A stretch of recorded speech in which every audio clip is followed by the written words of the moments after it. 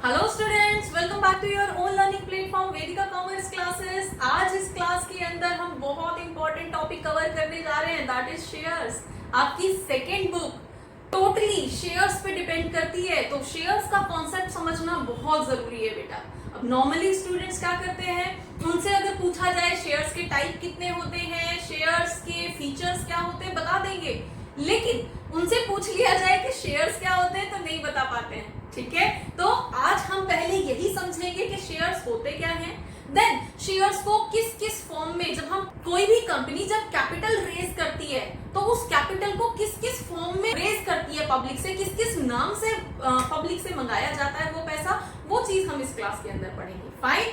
सो पहले हम समझ लेते हैं, सपोज कोई भी एक कंपनी है और वो कंपनी, ऑब्वियसली हम जॉइंट स्टॉक कंपनी की बात कर रहे हैं, वो कंपनी कोई भी नया प्रोजेक्ट लगाने जा रही है, उस प्रोजेक्ट में इन्वेस्ट करने के लिए 10 लाख रुपीस चाहिए। अब कंपनी अपने घर से तो नहीं लगाएगी एक भी पैसा, है ना, तो कंपनी क्या करती है, इस पैसे को पब्लिक से मंगाती है। और पब्लिक से किस फॉर्म में मंगाएगी, अब पब्लिक से या तो शेयर्स की फॉर्म में मंगाएगी या डिबेंचर्स की फॉर्म में मंगाएगी। एनीवेज वो पैसा जो है पब्लिक से आएगा कंपनी के पास। फाइन।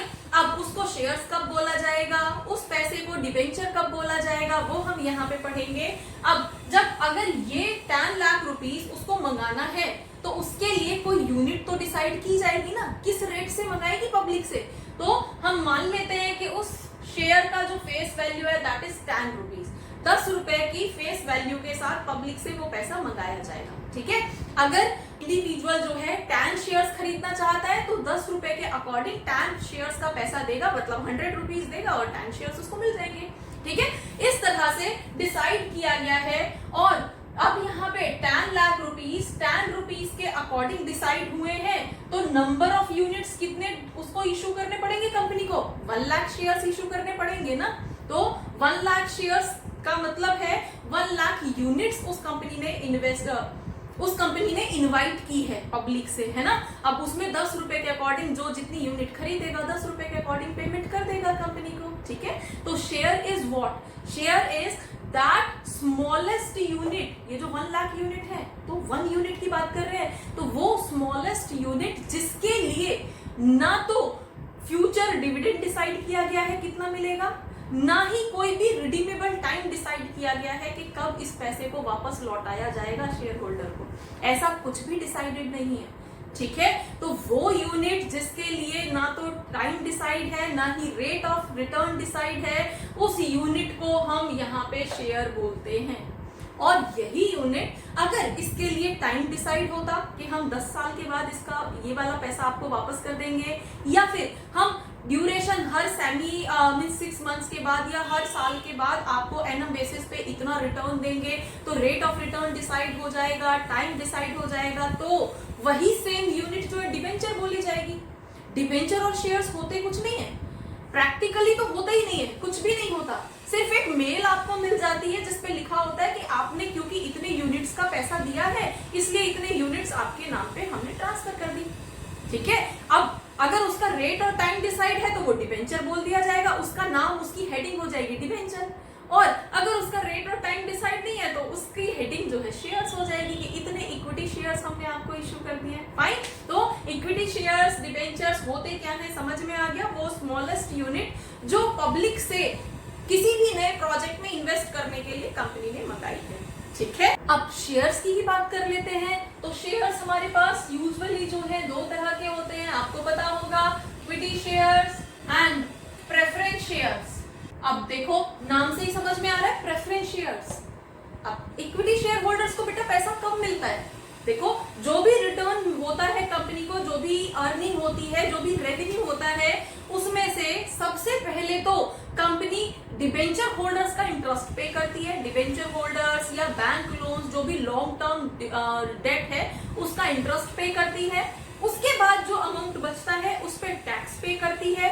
अब जिस भी टैक्स स्लैब के अंदर कंपनी आती है वो टैक्स पे करती है। देन आफ्टर जो पैसा बचता है वो पैसा शेयर होल्डर्स के लिए दिया जाता है। ठीक है। जैसे कि अगर हम देखें earning before interest and tax, ये अर्निंग थी कंपनी की, उसमें से कंपनी पहले इंटरेस्ट पे ऑफ करती है, जो भी पैसा बचेगा उसमें से फिर पहले टैक्स ऑफ करती है, टैक्स पे ऑफ करेगी, देन उसके पास earning after interest and tax, ये वाला जो पैसा मिलेगा, ये पैसा अब इक्विटी शेयर होल्डर्स को दिया जाता है। ठीक है, हम यहाँ पे अभी कोई रिजर्व वगैरह नहीं मेंटेन कर रहे हैं, एक सिंपल लॉजिकल चीज पढ़ रहे हैं। देन ये वाला पैसा जो है वो शेयर होल्डर्स का है। अब इसमें से पहले किसको मिलेगा? अब यहाँ पे सबसे पहले देखो, नाम से समझ में आ रहा है प्रेफरेंस शेयर। तो प्रेफरेंस शेयर का मतलब क्या है? शेयर होल्डर्स, वो शेयर होल्डर्स हैं, रिस्की कैटेगरी में तो है, लेकिन अगर यहाँ तक आते हैं तो यहाँ पे पहले प्रेफरेंस इन लोगों को दी जाएगी, इन लोगों का पैसा पहले लौटाया जाएगा। ठीक है, इन लोगों को पहले रिटर्न दिया जाएगा, डिविडेंड दिया जाएगा। तो उसमें फर्स्ट स्टेप में तो आपका प्रेफरेंस शेयर होल्डर्स को डिविडेंड दिया जाता है, देन अगर कुछ बचा तो वो लास्ट में जाके इक्विटी शेयर होल्डर्स को मिलता है। सबसे ज्यादा रिस्की कैटेगरी जो है वो आपकी इक्विटी शेयर होल्डर्स हैं। अब यहाँ पे दोनों में डिफरेंस क्या है? प्रेफरेंस शेयर्स का सपोज यहाँ पे आके आप प्रेफरेंस दे रहे हो, सबसे पहले प्रेफरेंस जो है प्रेफरेंस शेयर होल्डर्स को मिल रहा है, इनका रेट भी फिक्स होता है लेकिन टाइम फिक्स नहीं होता। अगर रेट और टाइम दोनों चीज फिक्स हो जाएंगी तो ये तो डिवेंचर होल्डर्स बन जाएंगे, है ना, लेकिन शेयर्स है ना, तो कुछ तो रिस्क यहाँ पे इन्वॉल्व होगा ना। तो यहाँ पे रेट तो फिक्स होता है कि इतने % का रिटर्न देंगे, लेकिन यहाँ पे कोई भी टाइम फिक्स नहीं होता कि कितने टाइम के बाद इसको रिडीम किया जाएगा। क्लियर? और इक्विटी शेयर होल्डर्स का तो कुछ भी फिक्स नहीं होता, जो बचेगा लास्ट में वो इनको दिया जाएगा। इसलिए इसको हम ओनर्स ऑफ रेजिडुअल बोलते हैं, जो बचा कुचा है उसका ओनर जो है ये लोग होंगे। लेकिन फिर भी लोग शेयर्स खरीदते हैं, तो क्यों खरीदते हैं भाई? अब अगर कंपनी बहुत ज्यादा प्रॉफिट अर्न करती होगी तो इन लोगों को तो लिमिटेड ही मिलेगा, इनका तो रेट डिसाइडेड है, 10%, 5%, 8% यही डिसाइड है ना, तो सिर्फ उतना ही मिलेगा। और ये जो इतना सारा प्रॉफिट कंपनी ने अर्न किया है वो किसके लिए बचा है? वो सारा का सारा प्रॉफिट इनके लिए बचा है, इसलिए लोग शेयर्स में इन्वेस्ट करते हैं। क्लियर हुआ कॉन्सेप्ट? ठीक है।